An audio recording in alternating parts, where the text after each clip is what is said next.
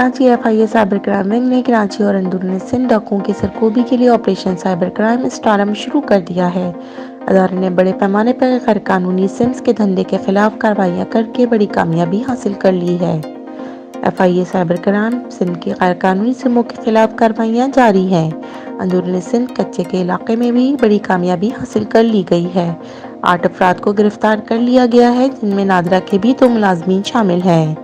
F I A cyber crime cell کے سربراہ عمران ریاض نے آج کراچی میں پریس کانفرنس میں انکشاف کیا کہ جعلی سمز کی رجسٹریشن کرا کر کچے کے ڈاکوؤں کو فراہمی کی جا رہی تھی اور اس میں وفاقی ادارے کے ملازمین ملوث ہیں، جبکہ پنجاب کے کچے کے علاقے میں بھی ملازمان کے بین الصوبائی رابطے تھے۔ ڈائریکٹر سائبر کرائم سیل کے مطابق سکر اور گٹکی میں ایف آئی اے کے چھاپوں میں 2 فرنچائز سیل کر دی گئی ہیں اور 10,000 کے قریب انگوٹھوں کے نشان تحویل میں لے لیے گئے ہیں۔ انہوں نے بتایا کہ چائلڈ پورنوگرافی میں بھی یہی سمز استعمال کی جا رہی تھی۔ ڈاکوؤں کی جانب سے شہریوں کے انگوٹھے کے نشان حاصل کرنے کا نیا طریقہ بھی سامنے آ گیا ہے۔ عمران ریاض کا کہنا تھا کہ نادرا ملازمین فارمز کی اسکرین شاٹ لے کر بڑے پیمانے پر فرنچائز کو فراہم کرتے تھے۔ ادارہ کسی چیز میں ملوث نہیں، لیکن نادرا کے کچھ ملازمین اس دھندے میں ملوث ہیں اور نادرا سے ڈیٹا لیک ہوتا تھا۔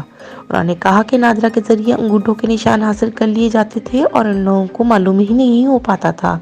جعلی سمز کی رجسٹریشن کے بعد خواتین کی آواز میں کئی شہریوں کو اغوا کیا جاتا ہے۔